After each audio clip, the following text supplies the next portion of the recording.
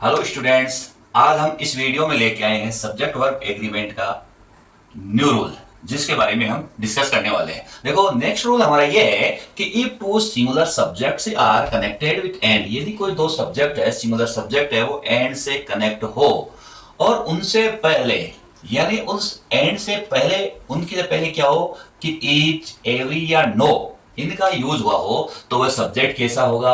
Singular subject होगा। जब singular subject होगा तो वर्ब कैसी होगी? सिंगुलर होगी। क्लियर? अब देखो, ईच बॉय एंड गर्ल, यहां इसमें क्या है कि ईच बॉय और गर्ल है वो एंड से कनेक्टेड है, और इन दोनों में से जो भी नाउन है इनसे पहले ईच या एवरी या नो से कनेक्ट होना चाहिए। तो पहले वाले क्या लगा हुआ है? ईच लगा हुआ है। इस कंडीशन में ये क्या आ जाएगा? यहां singular verb was. Second, every house and shop, इसके साथ में किसका यूज हो रहा है? एवरी का। इसलिए ये भी क्या है? सिंगुलर का हमें सिंबलाइज करा रहा है। इस कारण यहां हेल्पिंग वर्ब क्या हो गई, या वर्ब कैसी हो गई? Singular. No teacher, no student, वैसे दोनों कनेक्टेड किससे है? एंड से है, और दोनों साइड में नो का यूज हुआ है। इसी कारण से ये यहां पर वर्ब क्या हो गई? वॉज। इसका अगला नेक्स्ट रूल ये है कि ईच, एवरी, आइदर और नाइदर, जिसको हम क्या बोलते हैं? डिस्ट्रीब्यूटिव एडजेक्टिव होते हैं।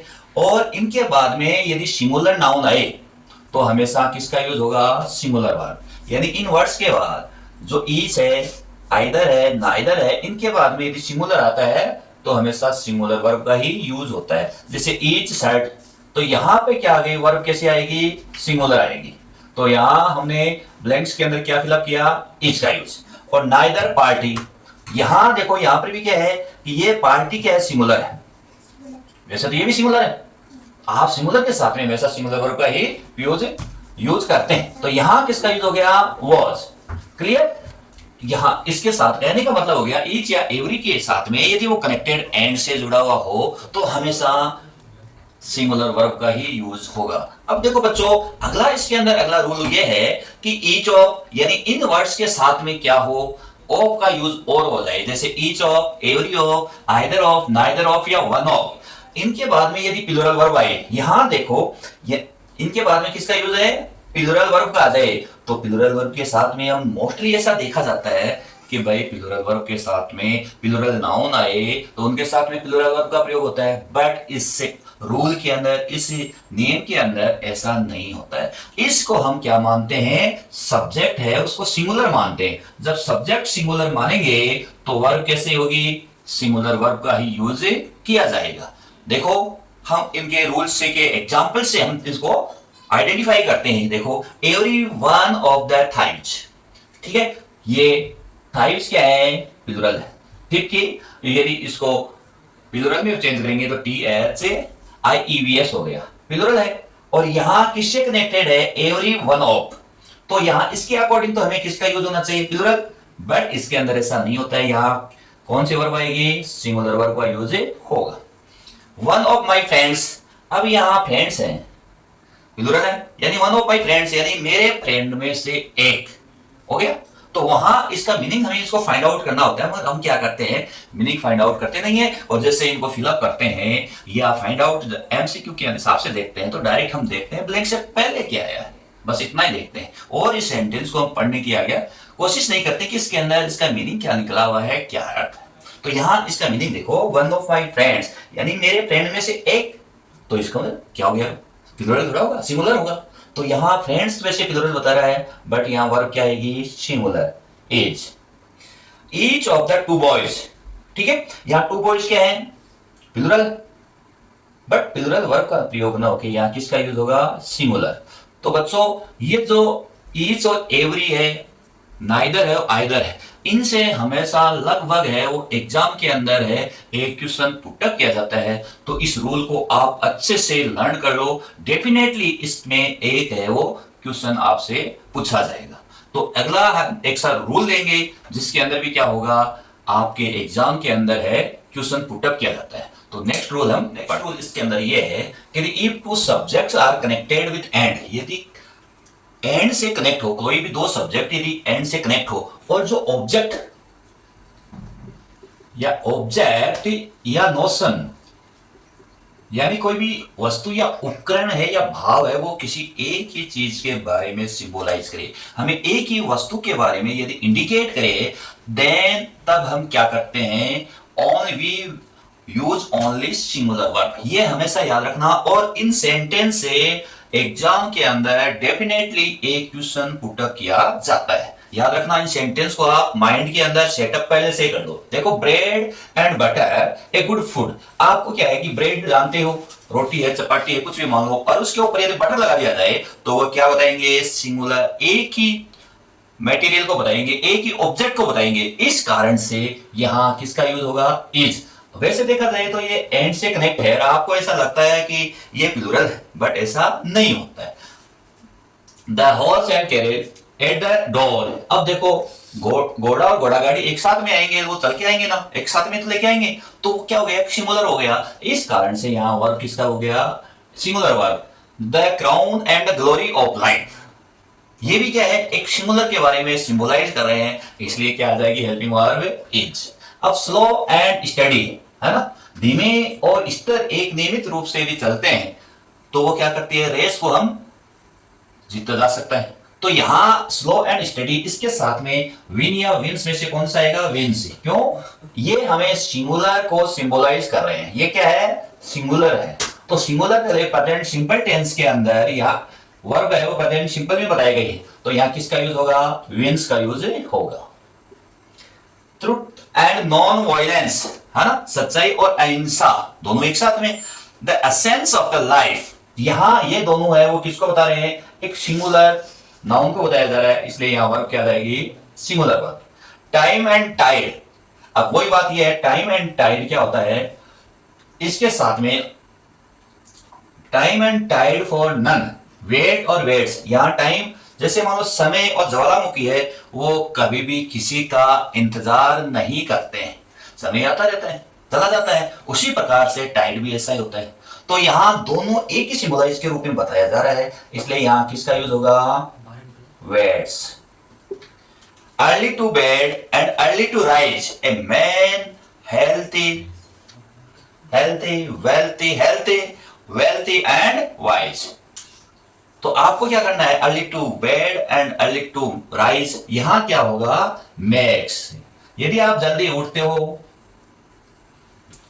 है ना, और जल्दी आप सोते हो, तो इससे क्या होता है कि आदमी का स्वास्थ्य है सब अच्छा होता है, वेल्थ भी होते हैं और बुद्धिमान भी होते हैं। तो ये क्या है कि प्रोवर्ब है ना, कहावत है। तो आपको ये जो एग्जांपल्स बताए गए हैं, ये क्या है कि टू ऑब्जेक्ट से कनेक्टेड होते हैं, बट ये सिंबलाइज किसको कर रहे हैं, एक ही वस्तु को सिंबलाइज कर रहे हैं, इसलिए इनके साथ में किसका यूज होगा, सिंगुलर वर्ब का यूज होगा।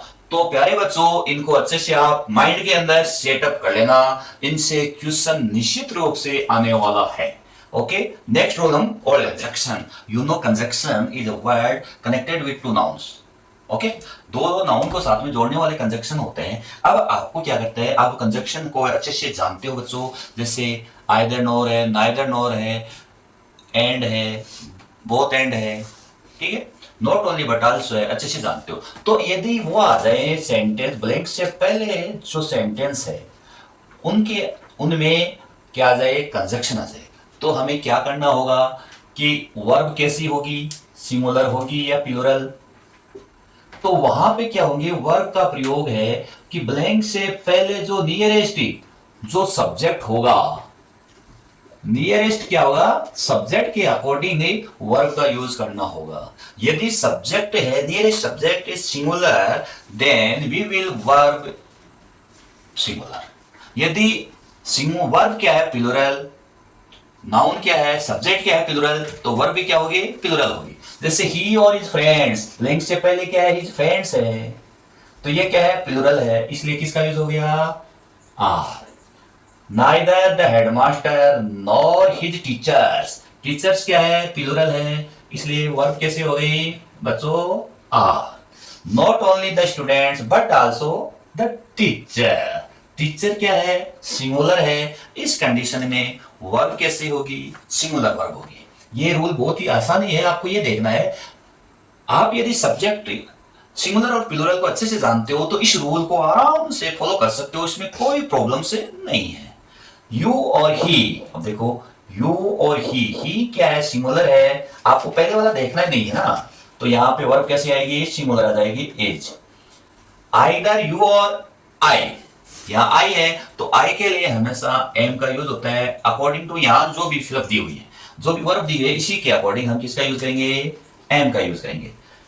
अब देखो कुछ ऐसा होता है कि अगला रूल ऐसा है कि यदि कुछ जो प्रोनाउन है यदि 2 3 1 के पैटर्न्स के अकॉर्डिंग हो, 2 मीन्स यहां सेकेंड पर्सन है, 3 मीन्स यानी थर्ड पर्सन है, और फर्स्ट यानी फर्स्ट पर्सन। सेकेंड पर्सन हो गया यू, और थर्ड पर्सन में हो गया ही, सी, इट, दे या नेम। क्लियर? और फर्स्ट पर्सन में आप अच्छे से जानते हो क्या होता है, आई और वी। इसके पैटर्न के अकॉर्डिंग आए तब हमेशा कौन सी वर्ब का यूज होगा, प्लूरल वर्ब का यूज होगा। क्लियर? जैसे यू, ये कौन सा पर्सन है, सेकंड पर्सन है, ही कौन सा है, थर्ड पर्सन है, आई कौन सा है, फर्स्ट पर्सन है। तो 2 3 1 के अकॉर्डिंग इस पैटर्न से आया है तो यहां पे वर्ब कैसे आएगी, आर। ऐसा नहीं है कि हम ब्लैंक से पहले जो नियरेस्ट आए नाउन या प्रोनाउन उसके अकॉर्डिंग वर्ब का यूज हो, ऐसा नहीं होगा। ही एंड आई, ही कौन सा पर्सन है, 3 और 1, पैटर्न तो वही आ रहा है 2 3 1, अब 2 1 आ जाएगा। ऐसा नहीं होगा कि 1 2 3, उस पैटर्न से होगा नहीं। 3 ही एंड आई, इस कारण से यहां वर्ब कैसे आ जाएगी, वॉज। क्लियर? तो हम इसके बारे में एक नेक्स्ट एक रूल और लेते हैं जो काफी इंपॉर्टेंट है, उसके बारे में हम फ्रेंड्स अब हम अगला नेक्स्ट रूल लेते हैं। इफ द कलेक्टिव नाउन, यानी ब्लैंक से पहले यदि कलेक्टिव नाउन हो, कलेक्टिव नाउन मीन्स हो गया कलेक्शन ऑफ थिंग्स, बहुत सारे ग्रुप वस्तुओं का संग्रह बोलते हैं। जैसे मान लो कोई काउंसिल है, गवर्नमेंट है, क्राउड है, टीम है, प्लेयर है, ये सब क्या है कि एक ग्रुप को एक इंडिकेट करते हैं, कलेक्शन हो गया। क्लियर? तो इनके साथ में हम सिंगुलर और प्लूरल वर्ब दोनों का ही यूज करते हैं। तो what is the difference between singular और प्लूरल विद कलेक्टिव नाउन्स? इनके साथ में हम सिंगुलर वर्ब का यूज कब करें, प्लूरल वर्ब का यूज कब करें, इनके बारे में आपको देखना है। देखो बच्चों, यदि सिंगुलर वर्ब का यूज होता है कि जब कोई सब्जेक्ट है वो एज ए होल एक के बारे में, किसी के बारे में अपना सबका ओपिनियन एक ही रखे, है ना। और प्लूरल कब होगा, जब क्या है कि वो उनका अलग अलग सेंटेंस सब्जेक्ट और उनके अंदर ओपिनियन है उनका डिफरेंट हो। मैं आपको इन एग्जांपल्स के माध्यम से, मीडियम से मैं आपको बता दूंगा, इससे आप आइडेंटिफाई कर सकते हो। The council chosen it's chairman, देखो यानी जो काउंसिल ने क्या किया है कि अपना चेयरमैन है वो चूज किया है। तो इसका मतलब है कि जो भी समिति है, जो भी है, वो एक साथ में मिलकर सभी ने वोट देकर एक ही पर्सन को चूज किया, किसी को आर्ग्यूमेंट्स नहीं हुआ। और यहां पर इसके लिए इट्स का यूज हो गया, इस कारण यहां पे वर्ब कैसे आ जाएगी, सिंगुलर आ जाएगी। यहां क्या आ जाएगी, सिंगुलर। गवर्नमेंट डिसाइडेड इट, है ना। अब सरकार यदि कोई डिसाइड करेगी तो कोई भी रूल है वो डिसाइड करेगी तो सब पे तो होगा। ऐसा तो है नहीं कि कुछ ऐसे रूल्स हैं इनके लिए अलग है उनके लिए अलग है, ऐसा नहीं होता है। वो रूल क्या है, सभी पे एक करेंगे। इसलिए यहाँ गवर्नमेंट है वो क्या है, कलेक्टिव नाउन है, इसके साथ में वर्ब कौन से आ गए, singular. The mob displayed by the police, तो यहां पर भी यही है। तो यहां किसका यूज हो गया, वॉज का यूज। अब देखो मोस्टली में यदि मैं आपको थोड़ा सा डिफरेंस बता दूं, एग्जाम के अंदर यदि आप देखना चाहो कि इस टाइप से कभी एग्जाम्पल में दे दें तो कभी कैसे आपको पता लगे, आइडेंटिफाई करें। एक एग्जाम्पल से आप अच्छे से समझना। The jury blank divided in its opinion, ठीक है। जूरी जो भी है, जुडिशरी है, उससे रिलेटेड जूरी है। अब यहां क्या है कि जूरी ने क्या किया, डिवाइडेड इन इट्स ओपिनियन, अपने विचार बताइए या डिवाइड किए। अब जूरी है, इट्स किसके लिए आया, जूरी के लिए आया। यहां ये इट्स क्या है, पजेसिव है, पजेसिव प्रोनाउन है, ठीक है ना, पजेसिव फॉर्म का यूज हुआ। अब देखो यहां जूरी है, वो अपने विचार है, जो ओपिनियन है वो एक ही है, एक ही यानी होल के रूप में एक ही मतानुसार हो रहा है। इस कारण यहां वर्ब कैसी आएगी, इज, सिंगुलर। अब वही बात है, jury divided in their opinion, jury ने क्या किया, अपने जो ये ओपिनियन है, यहां देयर क्या हो गया, पजेसिव फॉर्म हो गया, बट ये दे के लिए आ गया। अब दे का पजेसिव फॉर्म क्या हो गया, देयर। अब जूरी के अंदर बहुत से बैठ गए, जुडिशियर के अंदर मान लो जज अलग हो गए, तो सबने क्या किए, अलग अलग अपने ओपिनियन दिए।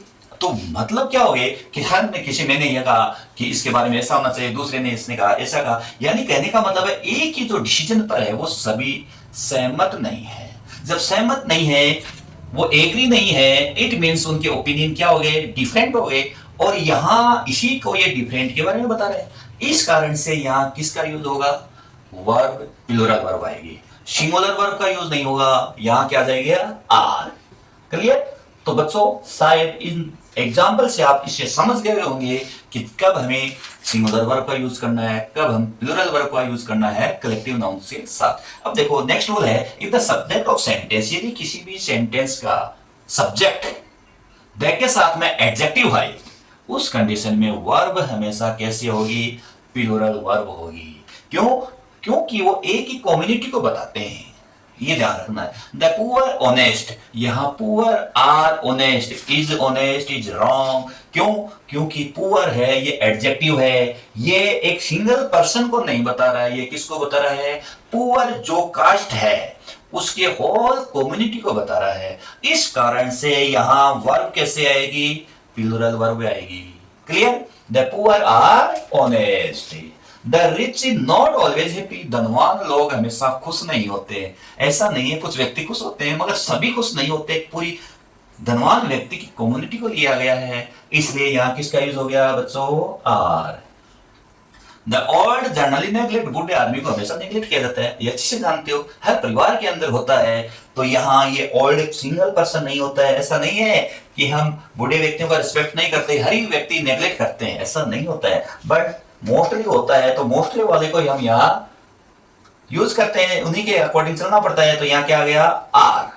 तो इस प्रकार से ये सब्जेक्ट वर्ब का जो एग्रीमेंट का है कुछ रूल्स हैं, और कुछ दो रूल्स और हैं नेक्स्ट रूल्स इस वीडियो आगे जो नेक्स्ट रूल हम पढ़ते हैं। देखो बच्चों, अगला रूल हमारा ये है कि if the subject of close connected with relative pronoun, close का टॉपिक अलग होता है, उसके बारे में हम अगले वीडियो में हम बात करेंगे, नया टॉपिक लेंगे ना उसमें। देखो रिलेटिव प्रोनाउन हो गया समानार्थक सर्वनाम जो हो, विच या दैट से कनेक्टेड हो। यदि ये ब्लैंक से पहले आए रिलेटिव प्रोनाउन, मैं आपको ये क्लियरली बताता हूं, ये ब्लैंक से पहले रिलेटिव प्रोनाउन आए, और इन रिलेटिव प्रोनाउन से जस्ट पहले आपको देखना है subject. If the subject is singular then we will use singular verb, यदि subject is plural then we use plural verb. Clear. जैसे द मैन हु, अब मैन क्या है, सिंगुलर है, इसलिए वर्ब कैसे आ जाएगी, सिंगुलर। और यहाँ हु और इससे पहले मैन क्या है, me and man, then verb कैसे आ जाएगी, प्लूरल। तो रिलेटिव प्रोनाउन के रूप में हम ऐसा करेंगे। अगला रूल हमारा ये है, सब्जेक्ट ऑफ सेंटेंस, यदि किसी भी सेंटेंस का सब्जेक्ट वो ऐसा नाउन हो जिसके अंदर क्या हो, डिस्टेंस हो, दूरी हो, टाइम हो, समय हो, मास हो यानी मात्रा हो, अमाउंट हो, रकम हो, और वेट हो, वजन हो, इनका यूज होते हैं। तो ये किसको बताते हैं, हमें प्लूरल को, प्लूरल सब्जेक्ट के बताते हैं। सब्जेक्ट कैसा होगा हमारा, प्लूरल। बट ये प्लूरल सब्जेक्ट होते हुए भी इनके साथ में वर्ब कैसी होगी, सिंगुलर होगी। वर्ब कैसी होगी, सिंगुलर। सिंगुलर वर्ब तभी होगी जब इसके अंदर क्या हो, एक यूनिट हो, एक इकाई हो, एक साथ में एक ऑर्गेनाइज हो, एक संगठन हो, तभी होगा। अदरवाइज ये सेपरेट यूनिट हो, अलग अलग यूनिट के रूप में होंगे, तो किसका यूज होगा, प्लूरल वर्ब का यूज होगा। Clear students. तो आप इसके बारे में थोड़ा सा बेसिकली थोड़ा सा ध्यान देने की जरूरी है। और कोई प्रॉब्लम्स है, 50 miles not a long distance to walk, यानी 50 मील की दूरी है जो एक लंबी दूरी है, is not a long distance to walk, यानी चलने के लिए इतनी ज्यादा लंबी दूरी नहीं है। तो यहां ये क्या हो गए, एक 50 माइल्स है, ये हमें एक यूनिट को बता रहा है। इस यूनिट के होने के कारण वर्ब कैसी आएगी, सिंगुलर आ जाएगी। 5 टन्स ऑफ कोयल, यानी 5 टन कोयले, तो एक साथ में यूनिट हो गया, 5 टन कोयले क्या हो गया, एक साथ में हो गया। सफिशिएंट फॉर मी, और मेरे लिए क्या है, सफिशिएंट है, पर्याप्त है। तो ये क्या है, एक यूनिट के रूप में बता रहा है, इस कारण यहाँ वर्ब कैसी आएगी, सिंगुलर। अब देखो बच्चों, 10 years passed since I saw any pictures, अब यहाँ ये बताया गया है कि 10 वर्ष गुजर गए, मैंने अभी तक कोई पिक्चर नहीं देखी, उसके दौरान पिक्चर नहीं। तो ये क्या हो गई, एक सेपरेट हो गया। 10 years, 1 year गया, 2 years, 3 years, 4 years, ऐसे ऐसे यूज के गए। तो ये क्या हो गए, सेपरेट ईयर्स हो गए। इस कारण से यहाँ सिंगुलर वर्ब का यूज ना होगी, क्या होगा, प्लूरल वर्ब हो गया। Clear. 50 kilometres yet to be covered, 50 यानी 20 kilometres yet to be covered, यानी 20 किलोमीटर अभी और कवर्ड करने हैं। तो ये 20 किलोमीटर 1 2 3 4 इसी प्रकार से हो गए। तो ये क्या हो गया, सेपरेट यूनिट को बता रहे हैं। सेपरेट यूनिट को बताने के कारण यहाँ वर्ब कैसे आएगी, प्लूरल आएगी। तो प्यारे बच्चों, सब्जेक्ट वर्ब की एग्रीमेंट के जो टॉपिक है उसको हमने 4 भागों में डिवाइडेड किया है, 4 पार्ट्स के अंदर इसको डिवाइडेड किया है। हर पार्ट्स को मैंने बहुत ही डिटेल से अच्छे से आपको समझाया है और मैं बहुत ही आशावान यानी आशा करता हूं कि ये जितने भी टॉपिक्स बताए हुए हैं, जितने भी सब्जेक्ट वर्ब एग्रीमेंट के टॉपिक्स या रूल्स जो बताए हुए हैं, आपको बहुत ही अच्छे से समझ में आ गया होगा। और हम इस अगले वीडियो के अंदर नेक्स्ट जो भी वीडियो आएगा उसके अंदर आपके लिए बहुत ही एक न्यू टॉपिक लेके आएंगे, जिसमें भी क्या होगा, आपके एग्जाम में निश्चित रूप से बहुत इंपॉर्टेंट क्वेश्चन आएंगे। थैंक्स बच्चों।